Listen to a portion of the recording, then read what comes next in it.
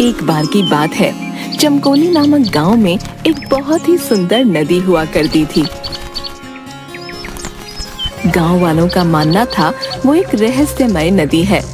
अक्सर इस नदी में से ढोल बजने की आवाजें आती थीं और अगर कोई भी गांव वाला उस नदी का पानी पी लेता तो वो जिंदा नहीं बचता था, जिसकी वजह से कोई भी गांव वाला उस नदी के पास नहीं जाता था। एक दिन जंगल के रास्ते से एक चरवाहा चला आ रहा था। तभी उसे बहुत तेज प्यास लगी। अरे भाई, इतनी गर्मी है, बहुत थक गया हूँ। प्यास भी जोरों की लगी है, लेकिन इस जंगल में तो कुछ दिखाई ही नहीं दे रहा है। थोड़ा आगे चलकर देखता हूँ, शायद कहीं पानी मिल जाए। जैसे ही वो आगे बढ़ने लगा, वहाँ से अचानक एक पागल बूढ़ा आ जाता है जो देखने में काफी डरावना होता है। रुको, कहाँ जा रहे हो तुम? क्या तुम्हें नहीं पता आगे जाना मना है? इसलिए चले जाओ यहाँ से, वरना वो तुम्हें भी मार डालेगा। जाओ यहाँ से, चले जाओ। अरे बाबा, कौन है आप? मुझे बहुत तेज प्यास लगी है। लगता है आगे कोई नदी है। मैं पानी पीकर वापस आ जाऊंगा। हाँ। क्या कहा मूर्ख? आगे उस नदी के पास मत जाना, वरना तुम जिंदा नहीं बचोगे। हाँ, समझे? जाओ यहाँ से, वरना तुम्हारा विनाश होना संभव है। जिसके बाद बड़े गुस्से में वो पागल बूढ़ा वहाँ से चला जाता है। अरे, लगता है ये बाबा पागल हो गया है। मुझे बहुत तेज प्यास लगी है। अगर इस बाबा की बातों में आया तो प्यास से ही मर जाऊंगा। हाँ। और चरवाहा आगे नदी की ओर बढ़ जाता है। थोड़ी दूर जंगल में चलते ही उसे बहुत सुंदर नदी दिखाई देती है। अरे, वो रही नदी। देखने में तो कितनी सुंदर लग रही है। हाँ। अरे वाह वाह वाह, इसका पानी पीने में कितना अच्छा होगा। आहा। तभी वो उस नदी के पास जाता है और जैसे ही वो पानी पीने के लिए अपने हाथ नदी में डालता है, अचानक से कोई विचित्र सा दिखने वाला हाथ उसे नदी में अपनी तरफ खींच लेता है और चरवाहा चिल्लाते हुए नदी में डूब जाता है। तभी ढोल बजने की अजीब सी आवाज पूरे गांव को सुनाई देने लगती है और गांव के कुछ लोग ये आवाज सुनकर दुखी हो जाते हैं। तभी गांव के दो लोग आपस में बात करते हुए, अरे धन्नू भाई, सुना तूने? ये आवाज उसी मायावी नदी की है। जब वो नदी किसी को अपना शिकार बना लेती है तो यही ढोल बजने की आवाजें आने लगती हैं। हाँ भाई, कह तो बिल्कुल ठीक रहे हो। लगता है फिर से इस मायावी नदी ने किसी को अपना शिकार बना लिया। भैया भाई, अब तो बहुत डर लगता है यार। उस नदी की तरफ जाते हुए बहुत डर लगता है। न जाने कब किसे वो नदी अपना शिकार बना ले। दोनों बहुत उदास हो जाते हैं। उसी गांव में जमुना नाम की एक बूढ़ी अम्मा रहती थी। तभी उसका पोता गौरव शहर से गांव आता है और पूरा गांव घूमने के लिए अपनी दादी से कहता है, दादी माँ, मैं कितने दिनों के बाद शहर से आया हूँ। मैं चाहता हूँ मैं अपना ये पूरा गांव देखूं। बोलो, क्या मैं गांव देखने जा सकता हूँ दादी माँ? अरे हाँ, क्यों नहीं बेटा, ये तेरा ही गांव है, तो गांव देखना चाहता है ना, तो तू जा बेटा। लेकिन याद रखना, भूल से भी जंगल में जो नदी है ना, उसके पास मत जाना। वो नदी मायावी है बेटा। जो भी उस नदी के पास जाता है वो वापस नहीं आता। इसलिए तू समझ, उस नदी के पास मत जाना बेटा, समझा? चाहे कुछ भी हो जाए, शाम से पहले लौट आना घर। अरे दादी, तुम भी बहुत भोली हो। ये किस जमाने की बातें कर रही हो? ये मायावी नदी?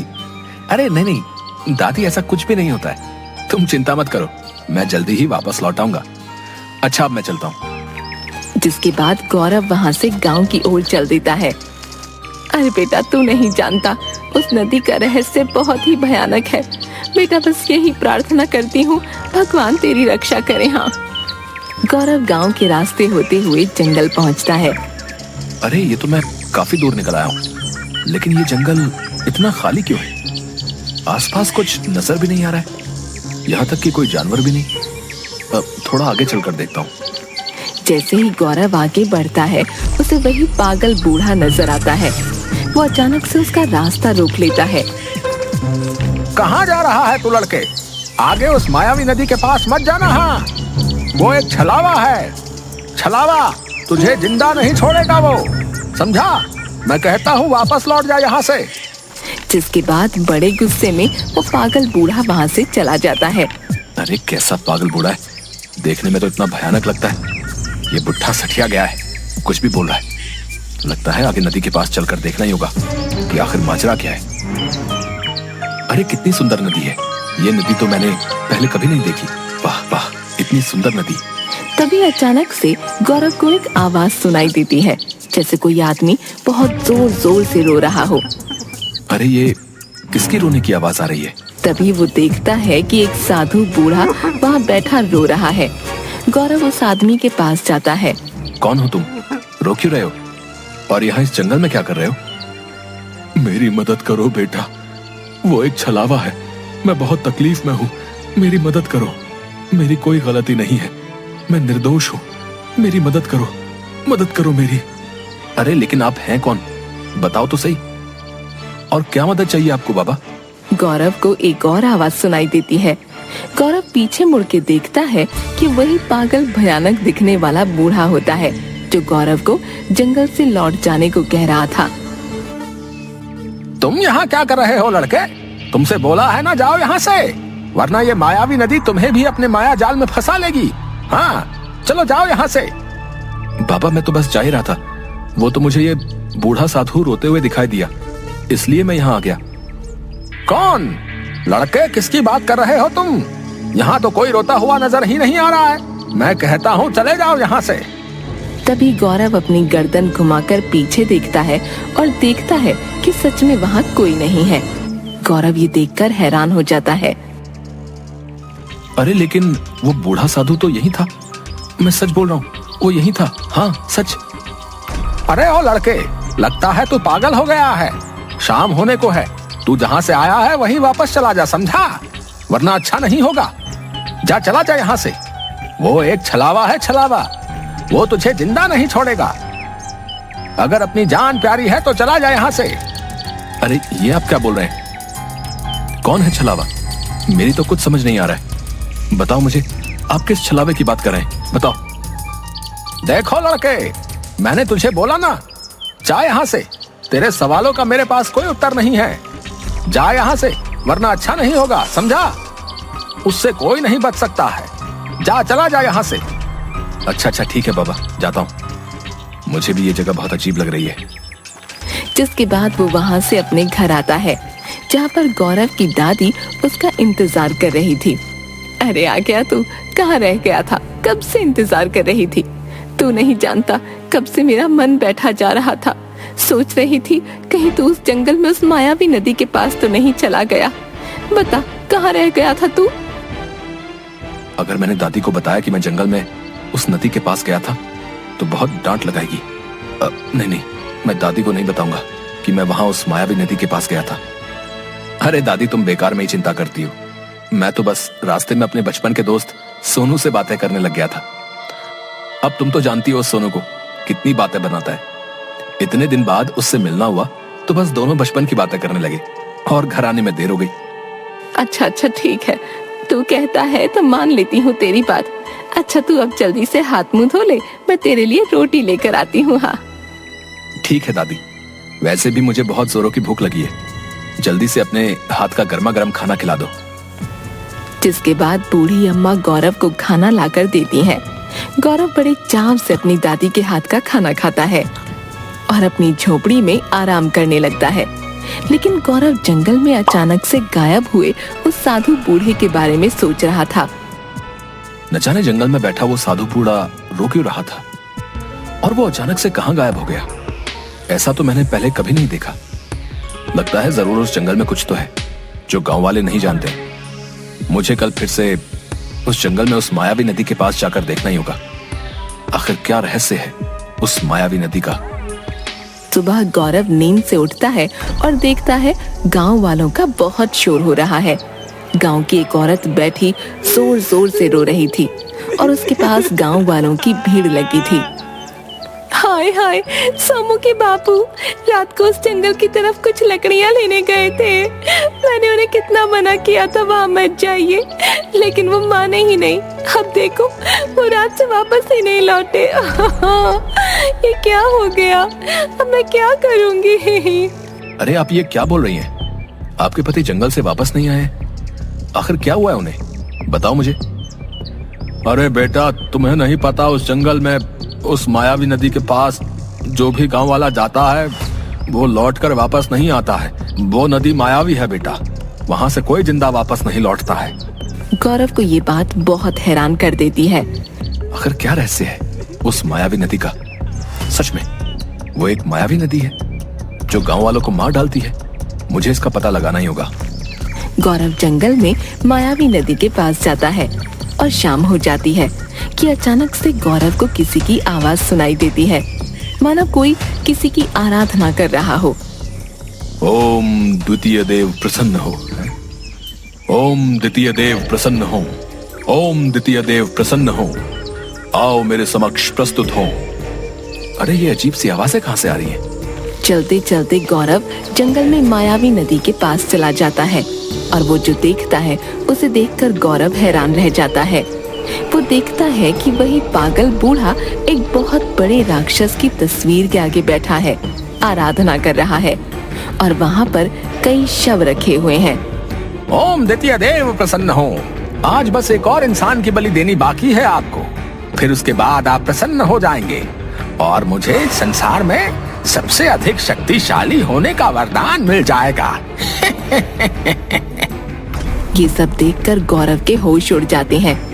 ये सब यहाँ क्या हो रहा है? ये तो वही पागल बूढ़ा है, लेकिन ये यहाँ ऐसे, और इसके पास इतने सारे इंसानी शव यहाँ क्या कर रहे हैं? यहाँ किसे प्रसन्न करने की कोशिश कर रहा है ये? कौन है ये राक्षस? मेरी तो कुछ समझ में नहीं आ रहा है। कि तभी फिर से किसी के रोने की आवाज सुनाई देती है। अरे तो बिल्कुल वैसे ही रोने की आवाज है जैसे मैंने कल सुनी थी। गौरव अपनी उल्टी दिशा की तरफ चलने लगता है और देखता है वही बूढ़ा साधु नदी किनारे बैठा रो रहा होता है। गौरव उसके पास जाता है। अरे तुम तो वही साधु हो ना जो कल यहाँ बैठे रो रहे थे, और अचानक से तुम गायब कैसे हो गए थे? आखिर कौन हो तुम? बताओ मुझे, तुम रो क्यों रहे हो? मैं तुम्हारे बारे में जानना चाहता हूँ, बताओ मुझे। मेरी मदद करो बेटा, मुझे मुक्ति दिलाओ। मैं तो कई साल पहले ही मर चुका हूँ, लेकिन मेरी आत्मा आज भी यहीं भटक रही है। उस पापी को जब तक उसके किए की सजा नहीं मिलेगी, मेरी आत्मा यूं ही भटकती रहेगी, इसे कभी शांति नहीं मिलेगी। ये तुम क्या बोल रहे हो? क्या तुम सच में मर चुके हो? लेकिन कैसे? आखिर कैसे? और कौन है वो पापी जिसे तुम सजा दिलाना चाहते हो? बताओ मुझे। बेटा, बहुत साल पहले की बात है। मेरे पिताजी रायगढ़ के एक पुजारी थे। हम दो भाई थे। पिताजी ने हम दोनों भाइयों को एक समान ही सीख दी थी। मैं बचपन से ही बहुत होशियार और सीधा था, लेकिन मेरा भाई नीलनाथ उतना ही चालाक और घमंडी था। उसे बचपन से ही सबसे शक्तिशाली बनना था, इसलिए उसने इसका गलत रास्ता अपनाया। वो दिति नामक राक्षस की पूजा करने लगा और उस राक्षस को खुश करने के लिए इंसानों की बलि देने लगा। जब ये बात मुझे पता चली तो मैंने पिताजी को ये बात बता दी और पिताजी ने सभी गांव वालों के सामने उसको बेइज्जत करके गांव से निकाल दिया। तब से नीलनाथ मेरा भाई मेरी जान का दुश्मन बन गया और उसके दिति राक्षस को खुश करने की विधि भी अधूरी रह गई। एक दिन जब मैं इस गांव में ईश्वर की तपस्या करने आया तो मेरा भाई नीलनाथ, जो पहले से ही इस गांव में दिति राक्षस को खुश करने के लिए उसकी आराधना कर रहा था, एक दिन उसने मुझे इस नदी के किनारे तपस्या करते हुए देख लिया और उसमें मुझसे बदला लेने की भावना जागृत हो गई। एक दिन वो पापी दिति राक्षस को खुश करने के लिए नदी किनारे आए लोगों की बलि देने का षड्यंत्र रचने लगा और एक एक करके कई गांव वालों को मौत के घाट उतार दिया। लेकिन उसने इस सब का दोष मेरे माथे लगा दिया और उसने मुझे इसी गांव के लोगों के हाथों मरवा दिया। मैं तो कई साल पहले ही मर चुका हूं बेटा। अब मैं एक आत्मा हूं जो तुमसे बात कर रहा हूं, लेकिन मेरी आत्मा को आज भी मुक्ति नहीं मिली है। मैं तब से यही इसी जंगल में भटक रहा हूं। गौरव ये सुनकर हैरान रह जाता है। ये तुम क्या कह रहे हो? क्या सच में तुम्हारा दुष्ट भाई नीलनाथ ही तुम्हारी हत्या का जिम्मेदार है? लेकिन इस जंगल में मायावी नदी में जो भी पानी पीने आता है उसकी मृत्यु का क्या कारण है? क्या सच में एक मायावी नदी है? बताओ मुझे। नहीं बेटा, ये कोई मायावी नदी नहीं है, बल्कि गांव वालों की मौत के पीछे मेरे दुष्ट भाई नीलनाथ का ही हाथ है। वही दिति राक्षस की पूजा करके उसे खुश करके सबसे शक्तिशाली होने का वरदान मांगना चाहता है। जिसके लिए वो दिति राक्षस को इंसान की बलि चढ़ाया करता है। अब बस उसकी ये आराधना पूरी होने को है। अब उसे अपने आखिरी शिकार की आवश्यकता है, जिसकी बलि देकर वो दिति राक्षस को प्रसन्न कर लेगा और उसे इस संसार में सर्वशक्तिमान का वरदान मिल जाएगा। वो पापी इस संसार में सबसे अधिक शक्तिशाली होना चाहता है और ऐसा होने के लिए अब बस उसे मात्र एक ही बलि देनी है, जिसके बाद वो दुष्ट सर्वनाश कर देगा। ये तुम क्या बोल रहे हो? क्या सच में वो दुष्ट और पापी साधु इतना खतरनाक है? वो ये सब कैसे करता है, बताओ मुझे। जब इस गांव के लोग इस जंगल में आते हैं और जब उन्हें प्यास लगती है तो वो इस नदी का पानी पीने यहाँ अवश्य ही आते हैं, जिसका फायदा वो दुष्ट नीलनाथ उठाता है। वो पहले से ही इस नदी के अंदर मौजूद रहता है और जब कोई पानी पीने के लिए नदी में अपने हाथ डालता है तो वो उन्हें अंदर इस नदी में खींच लेता है और अपनी दिव्य शक्ति से उन्हें बेहोश कर देता है। ऐसा करके वो दिति राक्षस को गांव वालों की बलि दे देता है। अब बस उसकी ये आराधना पूरी होने को है। अब उसे अपने आखिरी शिकार की आवश्यकता है, जिसकी बलि देकर वो दिति राक्षस को प्रसन्न कर लेगा और उसे इस संसार में सर्वशक्तिमान का वरदान मिल जाएगा। वो पापी इस संसार में सबसे अधिक शक्तिशाली होना चाहता है और ऐसा होने के लिए अब बस उसे मात्र एक ही बलि देनी है, जिसके बाद वो दुष्ट सर्वनाश कर देगा। ये तुम क्या बोल रहे हो? नहीं, मैं ऐसा कभी नहीं होने दूंगा। वो पापी उस दिति राक्षस को कभी खुश नहीं कर पाएगा और ना ही मैं अब किसी और गांव वाले को उसका शिकार बनने दूंगा। उस दुष्ट को उसके किए की सजा जरूर मिलेगी और गांव वालों को यह भी पता चलेगा कि दुष्ट तुम नहीं थे, बल्कि वो तुम्हारा भाई है, वही अपराधी है गांव वालों की हत्या का। उस दुष्ट साधु की सच्चाई मैं सबके सामने लाकर रहूंगा। बेटा, जब तक उस दुष्ट के किए की सजा उसे नहीं मिलेगी तब तक मेरी आत्मा को शांति नहीं मिलेगी और मैं यूं ही इस जंगल में भटकता रहूंगा। लेकिन बेटा, उस पापी की मौत इतनी आसानी से नहीं होगी। इसके लिए तुम्हें नदी के पार से शिवजी के मंदिर से गंगा जल लाना होगा। उसी गंगा जल से दुष्ट नीलनाथ जलकर खाक हो जाएगा। लेकिन यह सब तुम्हें बड़ी होशियारी के साथ करना होगा। अगर उस दुष्ट को तुम्हारे बारे में पता लग गया तो वो तुम्हें जिंदा नहीं छोड़ेगा। बेटा, आप चिंता मत कीजिए बाबा, मैं नदी पार जाकर शिवजी के मंदिर से गंगा जल अवश्य लेकर आऊंगा। और अब तुम देखना, उस दुष्ट नीलनाथ को उसके किए की सजा जरूर मिलेगी और तुम्हारी आत्मा को मुक्ति भी मिलेगी। अगले दिन गौरव सुबह नदी पार शिवजी के मंदिर में जाता है। वो देखता है एक बहुत ही सुंदर शिवजी का मंदिर है, जहाँ एक पुजारी बैठा था। पुजारी जी, मैं मायावी नदी के उस पार से आया हूँ। मुझे शिवजी का अमृत गंगा जल दे दीजिए। इस गंगा जल से मुझे एक दुष्ट का सर्वनाश करना है। सर्वनाश? आखिर बेटा तुम किस दुष्ट की बात कर रहे हो? बताओ हमें, क्यों तुम्हें शिवजी का अमृत गंगा जल चाहिए? जिसके बाद गौरव पुजारी को सारी बात बताता है। हाँ हाँ, क्यों नहीं बेटा, मैं अवश्य ही तुम्हें शिवजी का अमृत गंगा जल दे देता हूँ। ये तुम्हारी उस दुष्ट का नाश करने में अवश्य ही सहायता करेगा। जिसके बाद पुजारी गौरव को गंगा जल देते हैं और गौरव वहाँ से चल देता है। उधर जंगल में नदी किनारे गांव का ही एक आदमी आता है और उस नदी का पानी पीने ही लगता है कि नदी में पहले से मौजूद दुष्ट साधु उस आदमी को अंदर नदी में खींच लेता है और अपनी दिव्य शक्ति से उसको बेहोश कर देता है। जंगल में एक स्थान पर राक्षस की मूर्ति के आगे, जहाँ वो नीलनाथ राक्षस की पूजा किया करता था, उस आदमी के शरीर को राक्षस के सामने लेटा देता है।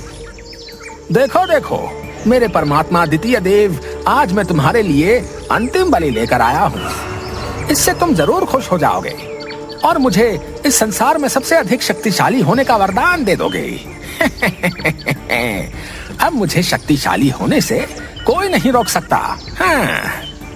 तभी वो दुष्ट नीलनाथ एक बड़ी सी तलवार से उस आदमी का सर काटने ही वाला होता है कि तभी वहाँ गांव वाले लाठी डंडों के साथ आ जाते हैं। रुक जाओ दुष्ट, आज हम तुम्हें जिंदा नहीं छोड़ेंगे। हाँ, तुम ही हो गांव वालों की मौत के हत्यारे। रुक जाओ, आज हम तुम्हें जिंदा नहीं छोड़ेंगे। हाँ। उन्हें आता देख वो दुष्ट पाखंडी रुक जाता है और तलवार उसके हाथ से नीचे गिर जाती है और गांव वाले उस दुष्ट को पकड़ लेते हैं। लेकिन दुष्ट पाखंडी देखते ही देखते गांव वालों के बीच से गायब हो जाता है और जोर जोर से हंसने लगता है। तुम मुझे कभी नहीं पकड़ पाओगे गांव वालों, ये तुमने अच्छा नहीं किया। आज मैं आखिरी बलि के साथ साथ अपने परमात्मा द्वितीय को तुम सबकी भी बलि दूंगा। हाँ, मैं तुम सबको मार डालूंगा। तुमने मेरी आराधना को भंग करने की कोशिश की, मैं तुम्हें मार डालूंगा। उसकी ये सब बातें सुनकर गांव वाले बहुत डर जाते हैं। तभी वो दुष्ट नीलनाथ फिर से दिखाई देता है कि तभी वहाँ गौरव गंगा जल लेकर आता है। दुष्ट नीलनाथ पापी, अब तुझे अपने किए की सजा जरूर मिलेगी। ये देख, अब तू जलकर खाक हो जाएगा, अब नहीं बच पाएगा। जितने भी तूने पाप किए हैं उसकी सजा अब तुझे जरूर मिलेगी। गौरव गंगा जल उस दुष्ट पाखंडी के ऊपर फेंक देता है। नहीं नहीं, ये तुमने क्या किया लड़के? मेरी इतने वर्षों की तपस्या को मिट्टी में मिला दिया। नहीं नहीं, ये तूने अच्छा नहीं किया। और देखते ही देखते वो पापी जलकर भस्म हो जाता है। गांव वाले बड़ी हैरानी से ये दृश्य देख रहे होते हैं और सब अच्छे से समझ जाते हैं। तुम्हारा बहुत बहुत धन्यवाद गौरव बेटा। अगर कल रात तुम हमें यहाँ आने के लिए ना कहते तो हम इस दुष्ट पाखंडी की सच्चाई कभी नहीं जान पाते। हम हमेशा से यही समझते रहे कि ये नदी ही मायावी है जो गांव वालों की मौत का कारण है, लेकिन तुमने यहाँ आकर हमारी आंखों पर पड़ा इतना बड़ा पर्दा हटा दिया बेटा।